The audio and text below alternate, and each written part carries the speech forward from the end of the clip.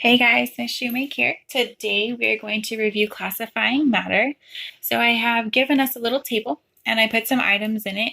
So my items that I'm going to be talking about are a wood block, like this one, scissors. So I'm going to be focusing on the metal part, an eraser. So this is my little eraser made out of foam.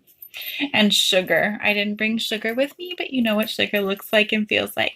So we're going to take these four items and we're going to classify them according to different ways to classify matter. So we have solubility. Solubility, remember, is the ability for something to dissolve. Okay, so it is soluble if it does dissolve. It is not soluble if it cannot dissolve. It's magnetism, whether it attracts to a magnet or not. Density. So density, remember, is the ability to sink or float. So comparing it to water. So something is less dense than water if it floats on top. Something is more dense than water if it sinks to the bottom. And then conduct, which means conduct electricity. It allows the energy to flow. If it does not conduct electricity, we will call it an insulator. Okay, so we're going to either put a C or an I in that column. For density, we're going to say sink or float. So remember, sink means more dense, float means less dense. Magnetism, we're either going to put M for magnetic or NM for non-magnetic.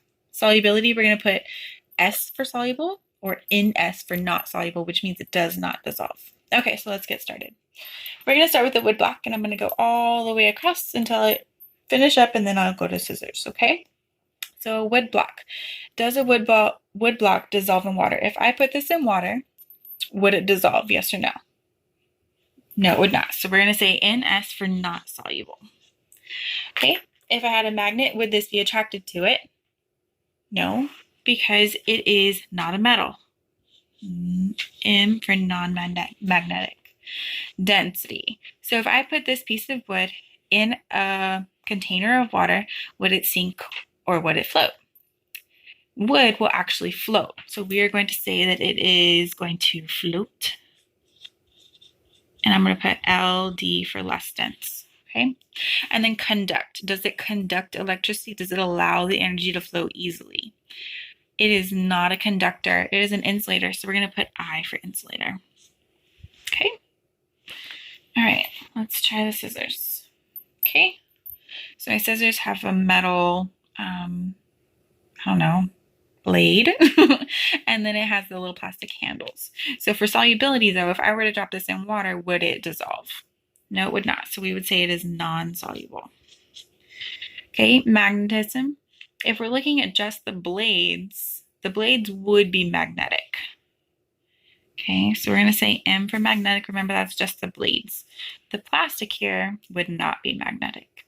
Density. If I drop these scissors in water, would they sink or float? I'm going to go with sink. So that would be MD for more dense. And conductivity, if I'm looking at the metal, guys, if I put that metal in my circuit, it will allow the energy to flow, right? We have to have metals to conduct the electricity. So we're going to say that this is a conductor. Okay. All right, my eraser is made out of styrofoam. Okay. So will this dissolve in water? No, it will not. Not soluble. Is it attracted to a magnet? No, it is not. It is not a metal. Will it sink or float? Styrofoam will most likely float. So we're going to say float. LD for less dense than water. And conduct electricity. Styrofoam is not going to conduct. It's going to block that flow. So we're going to say it's an insulator. Okay. Last one, I don't have it to show you, but sugar, just like you put in your tea or Kool-Aid, whatever you use it in, cake. Sugar, solubility. So solubility means it dissolves. If I were to stir that sugar up in the water, will it dissolve? Yes, it will. So we're going to say that it is soluble in water. Is it attracted to a magnet? Well, last I checked, sugar is not a metal, so we're going to say that it is non-magnetic. Okay. Density, will it sink or float? Can we answer that? So if you have too much sugar, I mean, the water can only hold so much, it's going to sink. So we can put sink there, but in reality, it's going to dissolve. Okay. So more dense. And then conductivity, it's probably not going to conduct more electricity unless it's included with water, because water is an electrical conductor. We're going to say this is an insulator. Okay, so that's how we could classify these items. These are just random items that I chose, but you're going to try, if you don't know, you may need to test it with your parents' approval and have them help you.